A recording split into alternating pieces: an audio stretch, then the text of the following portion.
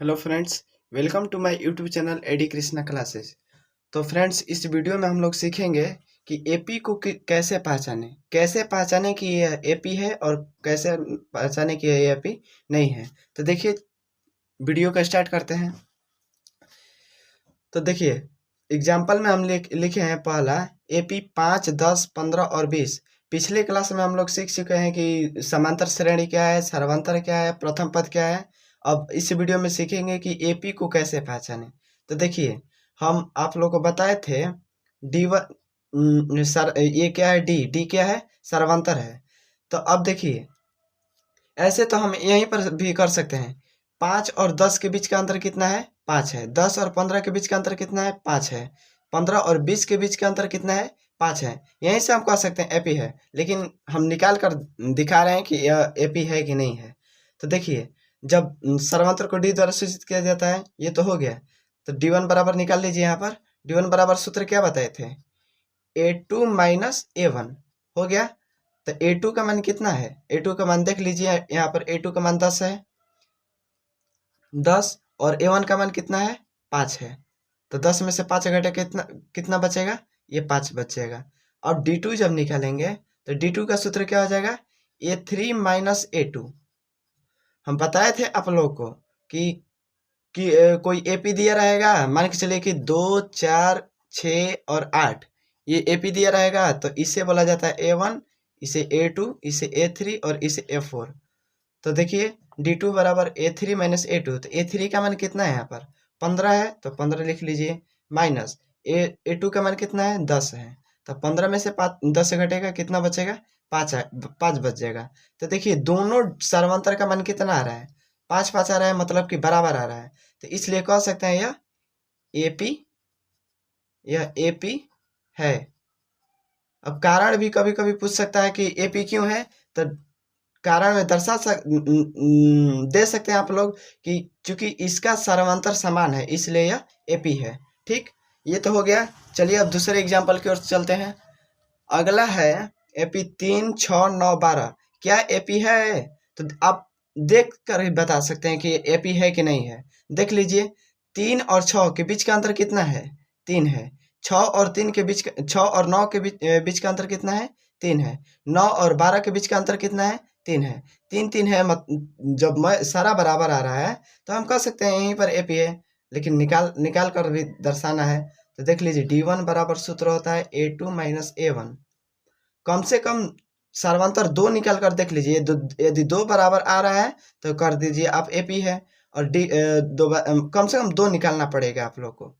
तो A2 का कितना मान है? 6 है। और A1 का मान 3। तो 6 में से 3 घटेगा, 3 बच जाएगा। अगला D2 निकाल कर देख लीजिए। अगला A3 माइनस A2। तो A3 का मान कितना है? 9। और A2 का मान 6 घटेगा तो कितना बचेगा? 3। अर्थात हम कह सकते हैं यह एपी है, इसलिए यह एपी है। क्यों एपी है? क्योंकि इसका जो सर्वांतर आ रहा है दोनों में समान आ रहा है, इसका भी 3 और इसका भी 3। ये हो गया। आगे चलते हैं अगला एग्जाम्पल की ओर। ये -4, -6, -4, -2 0 दिया है। अब इससे जांच करना है कि एपी है कि नहीं है। तो चलिए D1 निकाल लीजिए। यहाँ पर A2 माइनस A1 हो गया। अब A2 का मान कितना है? -4 है। माइनस है तो माइनस A1 का मान कितना है? -6 है। तो अब देखिए, -4 है तो -4 लिख लीजिए। ये माइनस माइनस कितना होगा? प्लस हो जाएगा। और 6 है तो 6। अब देखिए, -4 और +6, ये प्लस का 2 होगा। अगला D2 निकाल कर देख लीजिए। D2 माइनस सूत्र लिख लीजिए पहले, A3 माइनस A2। A3 का मान कितना दिया है? -2।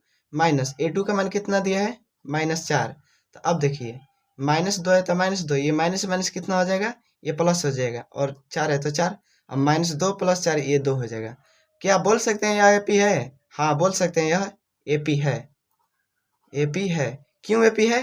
क्योंकि इसका जो सर्वांतर आ रहा है, क्या आ रहा है? समान आ रहा है। अगला चलते हैं एग्जाम्पल की ओर।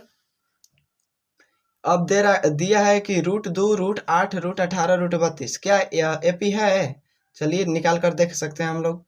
D1 बराबर सूत्र होता है A2 माइनस A1। हो गया। A2 का मान √8 है, √8 लिख दिए। माइनस A1 का मान √2 है।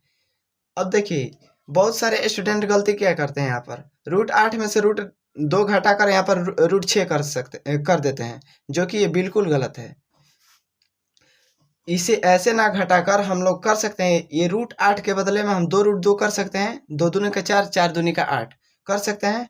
तो यहाँ √8 के बदले में हम लिख दिए 2 √2 माइनस √2, ये माइनस √2 है तो √2 उतार दिए। अब 2 गो √2 में से 1 √2 निकल जाएगा तो कितना बचेगा, 1 √2। ये D1 का मान हुआ। अब देखिए देखते हैं D2 का मान। D2 का सूत्र होता है A3 माइनस A2। A3 का मान कितना दिया है, A3 का मान √18 है, और A2 का मान कितना है, A2 का मान √8 है, √8। तो देखिए ये गलती नहीं करना है कि √18 में से √8 घट जाएगा तो √10, बिल्कुल गलत है, अंधा। चलिए छोड़िए उस सब का करना है। अब देखिए √18 को हम कर सकते हैं 3 √2। कैसे 3 √2 होगा, देखिए √18 को हम लोग ऐसे कर सकते हैं क्या, 2 गुणे 3 गुणे 3, 2 3 6, 6 3 18। अब ये 2 के बदले 1 तो बाहर निकाल सकते हैं और ये एक अंदर बच जाएगा 2, तो 3 √2 कर सकते हैं इसे। और √8 को तो ऊपर देख ही लिए हम लोग 2 √2। 3 √2 में से 2 √2 घट जाएगा तो कितना बचेगा, ये बच जाएगा √2। अब देखिए ये D1 और ये D2 का मान समान आ रहा है, मतलब कि कह सकते हैं यह AP है। एक और एग्जाम्पल लास्ट देख लेते हैं। दे रहा है 8 8 8, क्या यह AP है, तो देखिए निकाल लीजिए। यहाँ पर D1 बराबर सूत्र होता है A2 माइनस A1। तो A2 का मान दिया है 8 और A1 का मान भी 8, घटेगा तो 0। D2 निकाल लीजिए। D2 का मान सूत्र होता है A3 माइनस A2। तो A3 का मान कितना दिया है, 8, माइनस A2 का मान कितना दिया है, 8, घटेगा तो 0। ये D1 और D2 का मान समान आ गया, मतलब कि कह सकते हैं यह AP है।